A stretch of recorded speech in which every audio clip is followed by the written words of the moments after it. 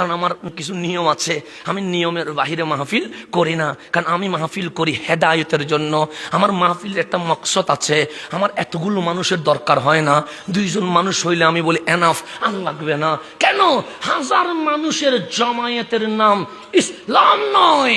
এক আবু বকর নবী চিনে সিদ্দিকে আকবর হওয়ার নাম ইসলাম, হেদায়েতের নাম ইসলাম।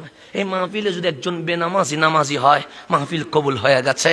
একজন মা বাবার অবাধ্য সন্তান যদি বাধ্য হয়, মাহফিল কবুল হয়ে গেছে। এক নবীকে না চেনা মানুষ যদি নবী চিনে যায়, মাহফিল কবুল হয়ে গেছে। সেই জন্য লক্ষ মানুষের জামায়াতের নাম মাহফিল নয়, হেদায়েত নেওয়ার নাম মাহফিল। সেই জন্য আমার একটা নিয়মে আমি চলি, সেই নিয়ম থেকে আমি বাহির হইতে চাই না। সেজন্য আমি বলি না মাগরিবের পর আমার দেন, আমি বলি না 7টার উপর আমার দেন, আমি বলি ভাই আমার 9টায় দিতে হবে। কেন? মানুষের ব্রেন যখন পরিষ্কার থাকে তখন আমারে দেন। আমি যতক্ষণ পারি ততক্ষণ আমি বুঝাবো। যদি একজন মানুষ যদি এই মাহফিলে হেদায়েত হয়ে যায়, আমাদের সকলের জন্য নাজাতের ওসিলা হয়ে যাবে। কথা ঠিক না? সেই জন্য আমার মাহফিলের কিছু নিয়মের মধ্যে আমি চলি।